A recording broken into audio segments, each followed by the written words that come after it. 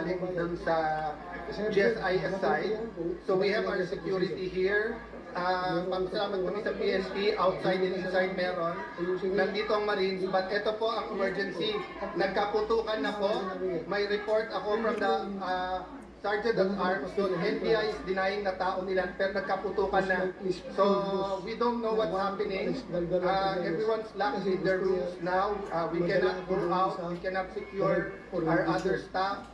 Senator Bato, Senator are together. Walang sumasagot from the government, from us. This is the Senate of the Philippines. This is the Senate of the Philippines. May putukan na po dito. So sa lahat ng nakikinig, please, PNP, DILG, what is happening? NBI, what is happening? Why are we under attack here? I don't know what's happening. I do not know if I can keep my people safe here. I'm willing to go out. I'm willing to face anyone who is going to serve the warrant or not do this. So please help us. Please let us know what is happening here. I will repeat po. Kinonfirm ng ating Sergeant at Arms na nagkaputukan na po. Many senators here have the numbers of the AFP Chief of Staff, etc. We're trying to get in touch, no? So far po, nagpe-perform yung Marines dito, yung OSAA, yung police sa labas. But inside the building, we do not know what's happening. I'm sorry, I have to do it this way. Hindi po namin malaman kung ano nangyayari. So, I'm relying on your prayers po. And I'm relying kung may nakikinig from the government here what is happening po dito sa Senado. We have received the article of impeachment po. It is here. We are having a caucus how that. So why is this happening at bakit may putukan nga dito?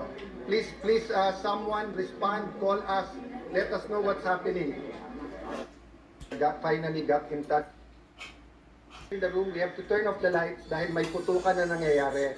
Si Senator Pia and si Senator Loren called the NBI director. He said wala daw sila dito dahil pinaalis daw nila dito. So he said, please find out what's happening kasi nagpuputukan. Sabi niya walang magagawa kasi pinaalis. And then he started saying, wag kami magtaas ng boses.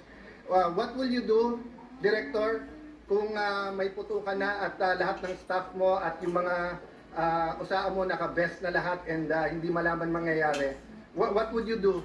Hindi ba dapat ang sagot mo, ma'am, sir, I'll go there, I'll make sure you'll help?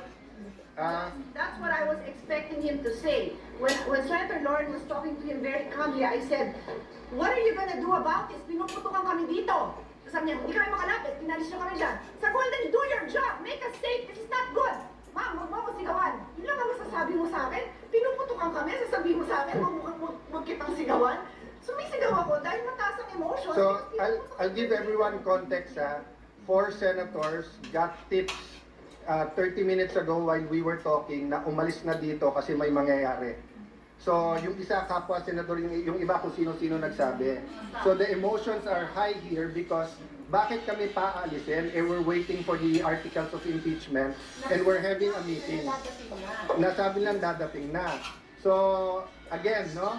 Kung sino nakikinig from the government, this is the Senate of the Philippines. We are allegedly under attack. The Sergeant of Arms has confirmed na may putukan na dito. So please, kung sinong nanonood, sinong nakikinig, we expect yung tawagan namin would understand the emotions here and will say we'll do something about it. No?